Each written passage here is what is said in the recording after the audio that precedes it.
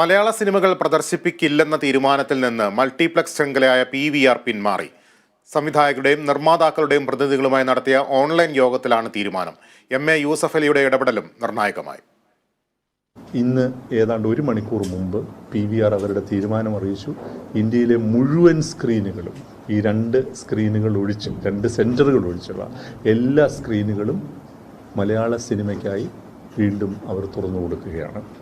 തർക്കമുള്ള 2 സ്ക്രീനിൽ പ്രൊഡ്യൂസേഴ്സ് അസോസിയേഷനുമായിട്ട് അവർ ഒരാഴ്ചയ്ക്കുള്ളിൽ ചർച്ച നടത്തി തർക്കപരിഹാരം കണ്ടെത്തും. കൊച്ചിയിലെയും കോഴിക്കോടെയും ഓരോ സ്ക്രീനിലൊഴികെ മറ്റെല്ലാ സ്ഥലത്തും മലയാള സിനിമ പ്രദർശിപ്പിക്കാൻ തീരുമാനമായി.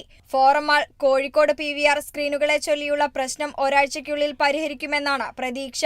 പ്രശ്നം പരിഹരിച്ചതോടെ മലയാള സിനിമയുടെ പ്രദർശനം ആരംഭിച്ചു. പ്രൊഡ്യൂസേഴ്സ് അസോസിയേഷനും പ്രശ്ന പരിഹാരത്തിൽ സന്തോഷം പങ്കുവച്ചു.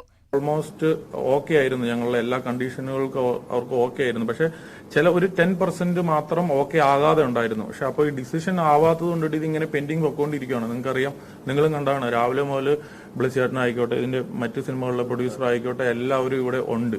അല്ലെങ്കിൽ ഫെഫ്കയുടെ ഒപ്പം ഇവനുണ്ട്, ഇവർ ധർണയ്ക്ക് വേണ്ടിയിട്ട് പോകുന്നു. അപ്പൊ അങ്ങനത്തെയുള്ള മറ്റു ഇഷ്യൂകളിലേക്ക് പോവുകയാണ്. അപ്പൊ നമ്മൾക്കും അതൊരു വലിയ പ്രഷറായിട്ട് മാറുവാണല്ലോ. അപ്പൊ അതുകൊണ്ടിട്ട് ഞങ്ങൾ പറഞ്ഞു അതവിടെ നിൽക്കട്ടെ. ഇപ്പൊ വിഷു സമയമാണ്, നല്ല കളക്ഷൻ ഉള്ള സമയമാണ്, ആളുകൾ തിയേറ്ററിൽ പോയി പടം കാണട്ടെ. അത് കഴിഞ്ഞിട്ട് നമുക്ക് ആ പ്രോബ്ലംസ് സോർട്ട് ഔട്ട് ചെയ്യാന്ന് പറഞ്ഞു. അങ്ങനെയാണ് അവര് ഈ തീരുമാനത്തിലേക്ക് വന്നത്. PVR തീരുമാനം പിൻവലിച്ചില്ലെങ്കിൽ ഭാവിയിൽ മൊഴിമാറ്റ ചിത്രങ്ങളടക്കം പ്രദർശിപ്പിക്കാൻ അനുമതി നൽകില്ലെന്ന് ഫെഫ്ക നിലപാടെടുത്തിരുന്നു. ഇതിന് പിന്നാലെയാണ് തീരുമാനത്തിൽ നിന്നും PVR അധികൃതർ പിന്മാറിയത്. പ്രശ്നം പരിഹരിച്ചതോടെ PVR തിയേറ്ററുകളിൽ സിനിമ പ്രദർശനം ആരംഭിച്ചു. Kerala vision news, Kochi.